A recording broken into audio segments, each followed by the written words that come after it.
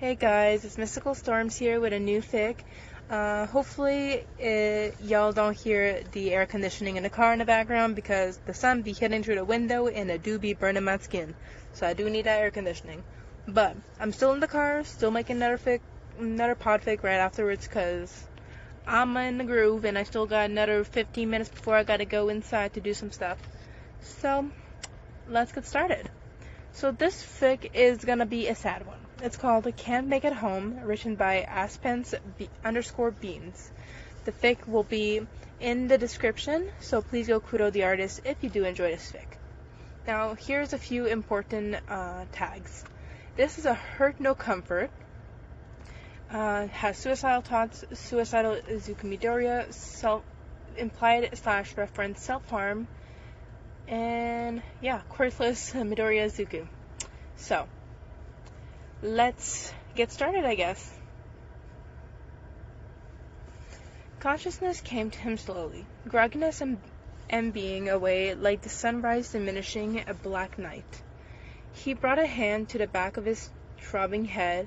Why did he feel like he was just hit full force with a baseball bat? Oh, it's because of what happened, his mind helpfully provided. Memories of being attacked coming back to him in flashes of loud noise and the pungent smell of iron. Through the blinking fluorescent lights that dimly lit the room, he saw nothing but blank walls, a tall ceiling, and a cold metal floor. Izuku stood shakily, trying to regain some semblance of control over his aching body. He scanned the room for exits, eyes quickly settling on the door centered in the wall to his left. He threaded to it, keeping his steps light and silent. A habit gained from similar situations over the years, though never had he been the hostage. His hands slid to where they should have been, where there should have been a handle, but his fingers continued to graze over the cold metal. There was no handle. Great. Kicking it in. No response other than an echoed sound through the room, mocking his attempts to escape. There was no hinges, no glass, nothing to pick, nothing to break, no way out of there. Got it? No way out of there. Got it. He turned back to the room, empty, or not so empty. There was something above him, some sort of cloud-like mist, had settled through the room like an early morning fog. Upon further inspection, he realized that there was a vent. The ceiling was too high to be able to reach to it, and Kami, he couldn't breathe. Oh, the gas. He couldn't breathe. Shit. He took a step back away from the growing could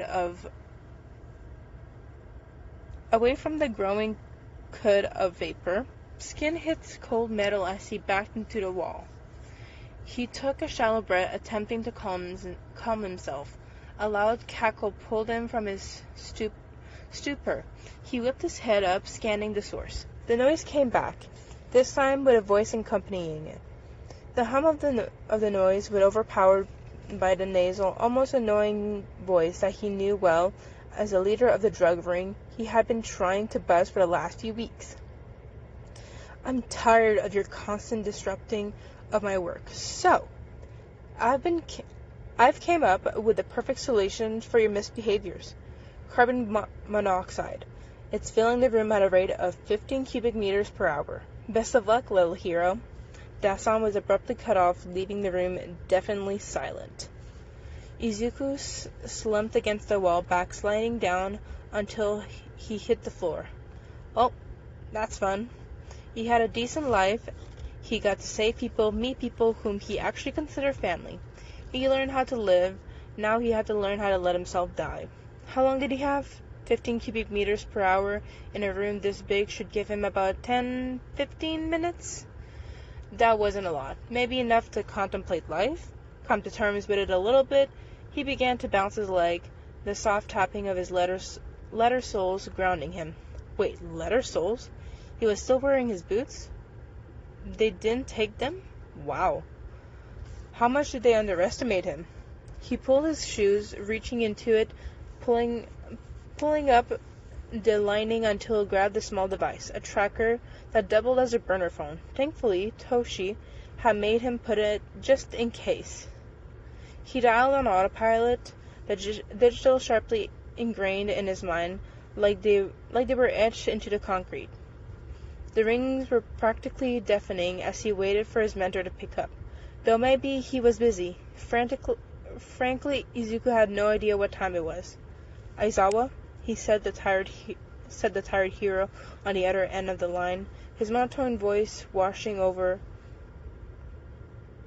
Aizawa, said the tired hero on the other end of the line, with his monotone voice washing over Izuku like a wave of calm in the ocean of panic. He felt a twist in his gut, but he really wanted to tell one adult who ever cared for him. Would it only cause more pain in the end? Should he just hang up and let the hero believe he would be their next patrol, that his kid would be okay? "I woke you up, didn't I?" he asked instead, keeping his voice soft so the other wouldn't notice the roughness in his voice. "What's wrong, kid?" the man asked in return, the voice unusually soft, the kind of tone that most people would never be able to pull from the grump of a hero. He didn't want to tell him, if only for one more moment, that his dad wouldn't have to grieve. "I'm sorry," he said, because he really was. Tonight's just been... He took a shallow breath, and his lungs contracting as a toxin soaked into them. Hard. Which was true. Tonight had been hardest. He had had since his mom died in that fire. But this was a different kind of hard. One that he couldn't push through with a blade to his thigh or pushing himself harder on patrols. "I thought we came to an agreement about your patrolling, kid." His dry disappointment forced out a sharp exhale from Izuku, which quickly in turn triggered a cough that he attempted to play off as a laugh. "Gotta keep it cool and all." His lips quirked into a small smirk at the image he had of Eraser in his head, eyebrows raised in a vague annoyance that they both knew was really just worry, though the hero was probably still in denial about that. A frown ingrained in his eyes from thinking about how many gray hairs Izuku had given him. "My facial recognition got a ping, so I had to go track down a lead," Izuku said, half true, slipping from his lips with an ease that left a bitter taste on his tongue. While he had gotten a ping on his recognition, it had been minor and had mostly just wanted to blow off some steam from an argument he had just gotten in with Toshi about his recklessness. Ironic. Shit. Will he ever forgive me for this? Will he ever forgive himself for this? Well, what happened? Oh, there it was. Couldn't skim around this one. He had to tell Eraserhead. He had to tell Kami. Noise from the other end of the line pulled him from his thoughts. Kid? Rabbit? And, how that name hurt. It was probably the last time he could hear someone use that nickname again. He sat with for a moment, looking at the blurry room. He had 2-3 minutes probably left. He took a breath, shuddering, as he thought of the ever-looming mortality. Trapped. Yeah, trapped wasn't too bad. You could get out of trapped. It wasn't too bad. It wasn't so final. This wasn't so final. Silence stretched over the line, precious seconds of his fleeting time being taken up until Eraserhead filled the space. Voice sharp and precise. "Where are you?" "I'm fine," he reassured. "I'm fine." His voice tilted on its axis, spinning around. Or maybe not so fine. He leaned his head against the wall and did his best to ignore the dizzy spell he was going through as he contemplated. "It's just got me thinking. Kid, where are you?" Eraser repeated, desperation showing in his voice. He heard shuffling from the other end of the line. It hurts to ignore the desperation in Eraser's voice, but he continued nonetheless. He needed this moment, to say this. "I'm okay, Zawa," he said, struggling with the words slightly, as he felt the wave of fatigue flow over him. He shook his head, ignoring the nausea that came with the action. He needed to stay awake. Kid. He took another breath, head starting to bob up and down. He considered his last year as a vigilante, how Eraserhead kept pushing him to get into the rehabilitation course so that he could become a legal, real hero. Or so he could become a real hero. Or, as Eraserhead always said, a legal hero. I just wanted you to know that I would have accepted your offer, he said, needing Eraserhead to understand. I was going to tomorrow when we met up for patrol, he said, almost frantically. Then he whispered quietly, so much so that he didn't think that even the other line even heard him. I'm sorry, I was too scared before. Was? You're still going to, aren't you? Just tell me where you are, Eraserhead pleaded with an amount of desperation that Izuku had never heard nor ever wanted to hear in his voice. The world's gonna be the same tomorrow as it was today, he said, because it was true. No one would care if a single quirkless boy died. No one would even notice. I'd like to think I made a difference, but we both know that nothing much will change. His voice grew emotionless, as if they were stating an undeniable fact. Izuku! Eraser snapped, voice breaking. There was more shuffling at the other end. Where are you? No, Aizawa can't be the one. That would make it so much worse. He can be the one. His voice barely was a whisper as he tried to keep himself upright. The second they got me, it was too late. He heard two sets of breathing from the other end. Zashi must have been with him. Good. Someone would be there to comfort him. It's okay, Zawa. He couldn't breathe. I'm okay with it. I just want you to know. Was he okay with it? After all this time wanting to die, and just when he finally started to live, this happened. The universe really did hate him. There was a breath from the other line, shaking in a similar rhythm to tremors going through Izuku's body. Tell me where you are, kid. I'll come and get you. You'll be fine. I don't want you to have to be the one to find me. Everything will be fine, kid. I don't care as long as you're alright. That's all that matters. Oh, didn't it hurt to be loved? I'll be alright. I've already lived much longer than I should have. I'm going to get you, and you're going to come home. Home. Home. Home. What a wonderful word. Word he would never get to experience. You're 15. You're my kid. You're my kid. You have a life to live, okay? A long life. You're going to be fine.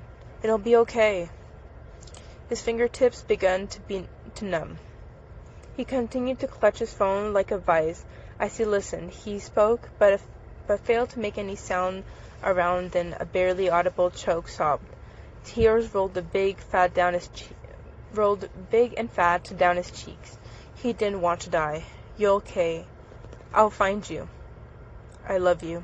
He managed, the words floating around him as his mind pulled in and out of focus, like he was bobbing in and out of water, his ears ringing like when he would swim to the bottom of the pool as a kid.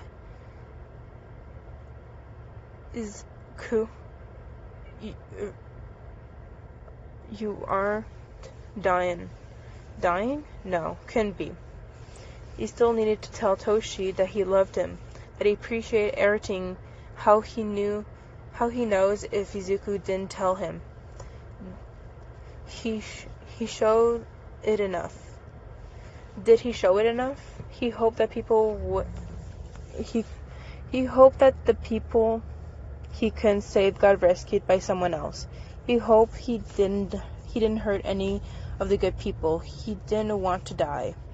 Dad, he called out, voice scared like a child calling out for their father, scared like a child wishing they had a little longer, scared like a child who knew they were going to die. It clattered echoed through the hollow room, like bricks dropped like a milky tile of a cathedral, as his hand finally lost the strength and hold onto his phone. His eyes shifted uncomfortably in their sockets. The world went dark. And this is the end of, this one shot. Though, there is a note here saying the other part of this is Aizawa's side of the call, so definitely check that out. So, I am gonna go check that out, so I will read it, and we'll have a little part 2 to the story of Aizawa's perspective. Cause, ouch. Anyway, I hope nobody cried, or get too emotional. Anyway, this is really, really sad, but this shit we do to ourselves for enjoyment. Anyway, I hope you guys enjoyed. Please go kudos the fic if you enjoyed the author's work. And aside from that, I hope you have a lovely day, evening, night, my lovelies. Goodbye!